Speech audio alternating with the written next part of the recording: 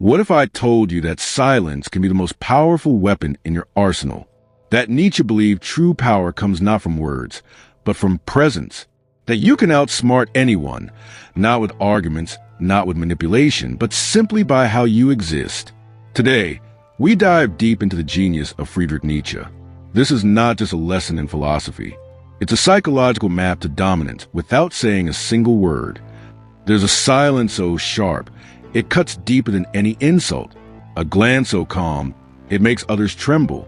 A presence so powerful, it commands the entire room without uttering a single word. Friedrich Nietzsche didn't just challenge religion and morality. He challenged the very way we express power. He knew that to truly dominate, mentally, emotionally, socially, you don't need to argue. You don't even need to speak. You need to become a storm that doesn't thunder. This is not just about silence. This is about turning silence into a sword. Welcome to a psychological journey into the mind of Nietzsche and how you can outsmart anyone without saying a word. Part 1. Nietzsche's hidden insight, the power of presence. Nietzsche believed that language is often a mask, not a mirror.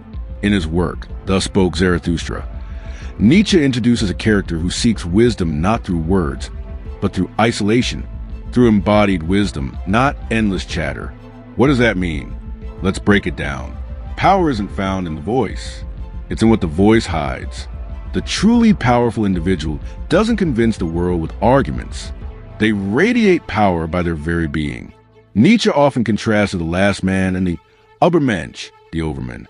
The last man talks too much. He seeks comfort, approval, applause. But the Übermensch, he has transcended all that. He has no need to impress, flatter, or justify. He is silent because he knows who he is. That silence, rooted in self-mastery, is magnetic. Become who you are. Become so grounded in your identity that nothing can shake you, and that silence becomes your superpower. Part 2. Why most people fail. The trap of verbal overexposure. We live in an era Nietzsche never experienced, but would have predicted. Endless opinions. Everyone reacting. Noise over depth. Popularity over substance. Why is this a trap? Because when you speak too much, you give away your insecurities, your thoughts before they mature, your intentions before they can strike. That which is profound loves silence. Most people can't hold their tongue for 5 seconds before defending themselves. They argue, they explain, they try to be understood. But Nietzsche teaches us, if you need to explain yourself, you've already lost your power. The powerful don't react, they remain still. The world reveals itself to those who can wait in silence. In fact, in ancient strategy from Sun Tzu to Napoleon, the one who speaks least holds the battlefield. Nietzsche would say, let others burn out their breath. You, let your silence suffocate them. Part 3. Nietzschean silence. The psychology of power without words. Let's get scientific. Psychologists agree. Nonverbal communication is more dominant than verbal communication in almost every social setting. And Nietzsche intuitively understood this decades before neuroscience caught up. How silence becomes power. Projection theory. People fill your silence with their own interpretations. Your mystery becomes a canvas for their imagination. The uncertainty effect. When you don't react, people feel unstable.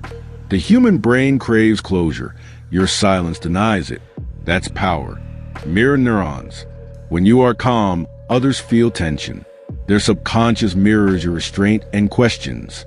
Why is he not reacting? What does he know? Nietzsche didn't just want you to shut up. He wanted you to transform your silence into a force. He called this the will to power. That doesn't mean control others. It means control yourself so deeply that others follow your gravity. Part 4. How to use this power in daily life, silent tactics. Let's now make it practical.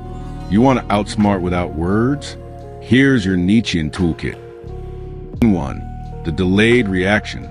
Someone insults or challenges you. Average person. Defends, reacts, gets emotional. You look, breathe, smile, say nothing. Your silence does 2 things. It confuses your opponent.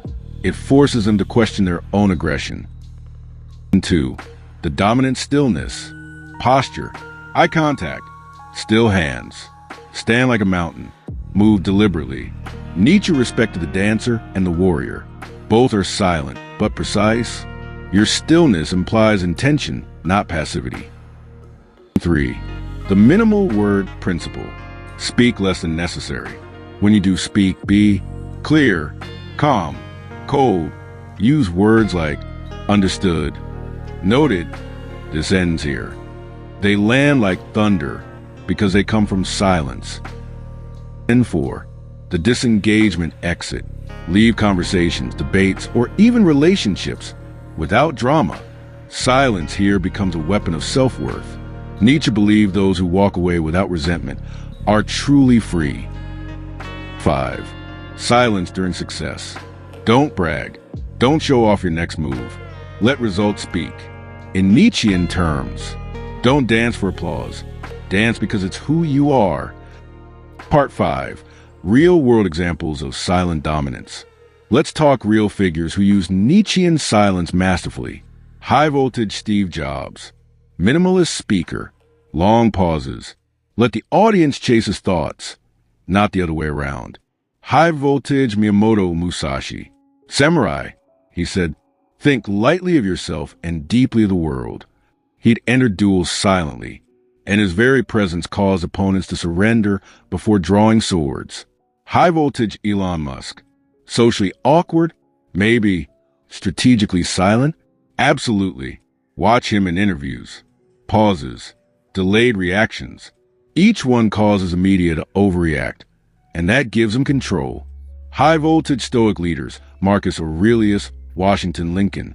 History remembers them not for chatter, but for dignified silence during chaos.